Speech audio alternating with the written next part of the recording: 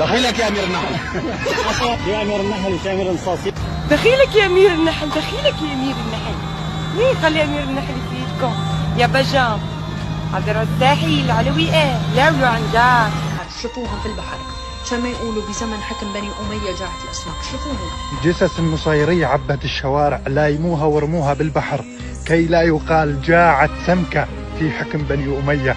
شبعوا السمك من جثثهم. يعني يتركوا جثثكم على الجبال عشان ما يقولوا، يعني مثل ما عم يطلع عن مقولة حبيتها كتير، يعني عشان ما يقولوا الكلاب جاعت بسوريا فحنطعميهم جثثكم لحتى نقتلكم واحد واحد.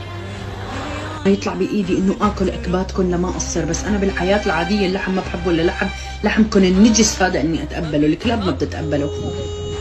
قولي لأولادك الله لا يسامحك لك. لك والله لنبعث على كل علوي.